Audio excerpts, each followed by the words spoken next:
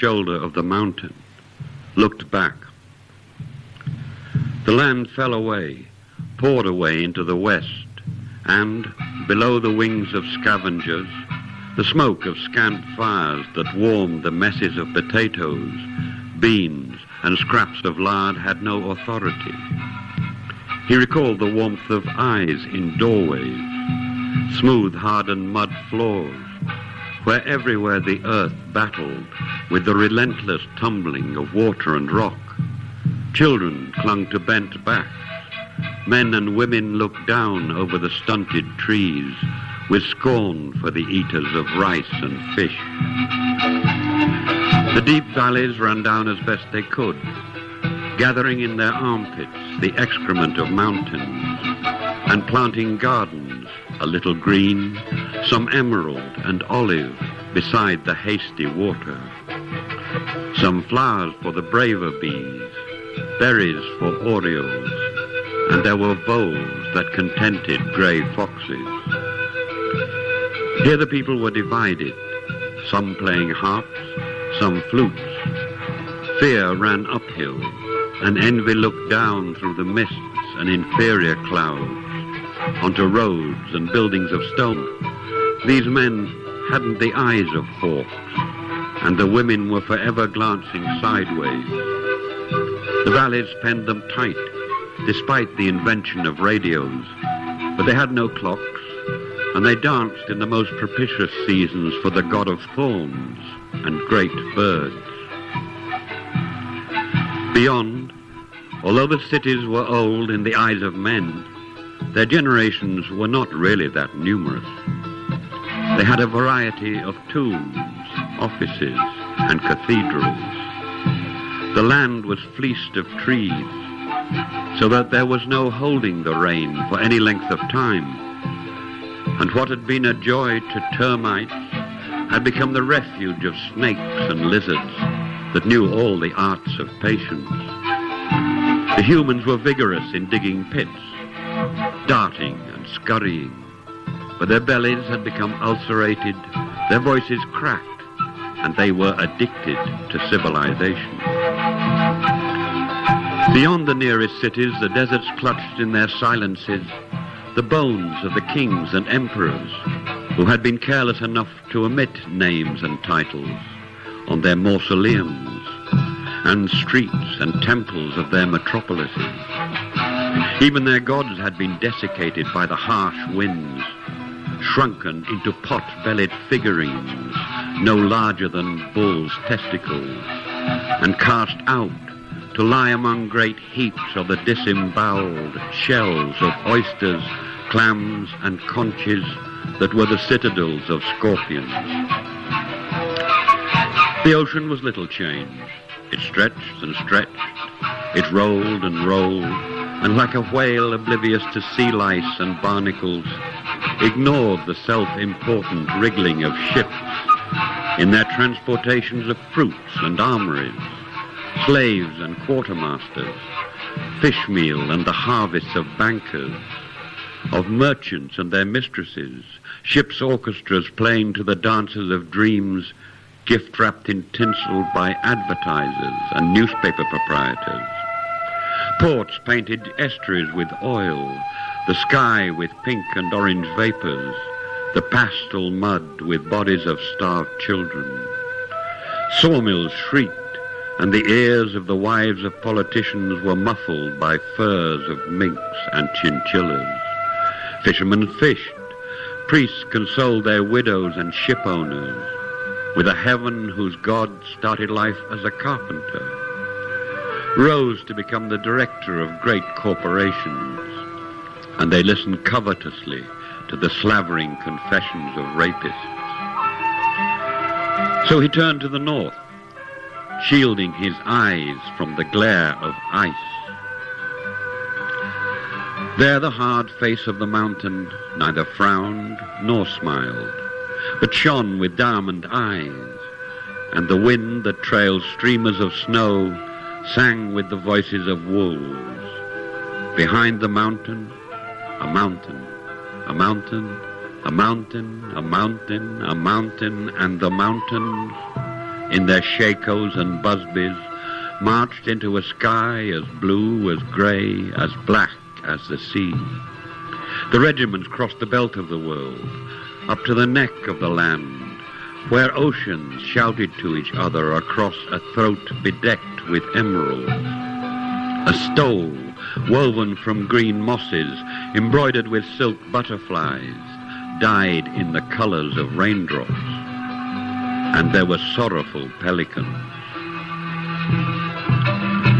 He heard all the voices of the fires, saw into the white heat with its terrible rage, into the labyrinths, veins, arteries of rock, into the rising lust, how the fire spewed rubies, lapis lazuli, reached up with golden talons, clawed at the sun, tore at the sari of snow, poured blood over the pastures of vicunas. Nevertheless, the mountains were pretty quiet, movement barely perceptible, except to geographers. But when the shadows of clouds flickered over them, the air in one of its brighter moods, they had a way with light, there's no denying. They turned it into music the like of which you've never seen, but only heard as an echo among pines. Sigh of the sea, when the wind has a scent of hyacinths, or when you strain your ears as the shadows of geese cross the moon. He whispered a word that cannot be written, and turned to the south. In their thick garments, the colour of soil, the farmers leaned against the wind, the blades of mattocks rising and falling like the beaks of carrion eaters. Though the sharp winds had cracked their lips, furrowed their foreheads, they laughed behind the backs of men who came in big cars to inform them of their misery, teach them how to be provident, and the language of a tribe that worshipped ants. They talked regularly and familiarly to their ancestors, told stories of the time before the White Death and horses, of the days when the sun was their father, the moon a mother, and children danced by the shores of the lake, untroubled by the scruples of men who dressed as crows. The highland continued with no lack of imagination, taking little note of what lay below on either hand. Some forests, some peaks, hot deserts, cold deserts, hatched by the trails of guanacos, shadows of condors and thirsty bats. It shouted and laughed, roared and gentled its way through thickets, bogs, to the peaks of fires and giants, to rookeries of penguins and seals, graveyard of white ships, where water and wind embraced in an icy bed. Beyond, snow had its kingdom, and the breath of that land was colder than death. The frost burnt his cheeks. He turned to the east. And somehow the perfume of orchids and mold drifted up against the mist that floated down through the gorges, thundering with the congestion of rain. The nearest trees were short, with green beards that dredged the wind. But as the forest grew in confidence and the earth fell away, they reached for the sun and the benison of clouds. And their skins were smooth, except for the writhing of vines that were highways to beetles and made snakes feel at home. The hunters of the forests had quiet voices, unlike many-colored parrots and macaws and the howling monkeys. Fish were unusually arrogant, despite a profusion of alligators. On moonlit nights lined the dark banks of all the waters with their eyes, guided the slim canoes about their business. Man and beast, finch and spider, tree and fern, each had its territories, so that it was as it had been, as it was before. But, though as far as vultures could make out there swam a sea of green, even sloths were uneasy, subject to fits of animation. Turtles and long-nosed dolphins became disorientated, and some were diagnosed to have anorexia. Some of the hunters blamed it on missionaries who crept into their lives, who even followed them in migrations to rivers in the time of sun, to the deep forest in the time of rain. There were rumours of great beasts carrying away trees like an army of leaf ants, but most remarked on the grey tendrils in the sky. The rivers ran to meet like lovers, until they grew as wide as the sea, were fed by the mountains and black storms that swept the sky. But though the rain washed and the lightning cauterized the air, never lasted. The reek of smoke was insistent, the forest besieged with fire.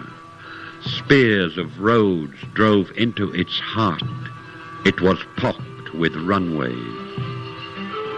Beyond the fires, cities and deserts, ranches and hovels, ministries, cemeteries, the ocean was little changed. It stretched and stretched, rolled and rolled, like a whale oblivious.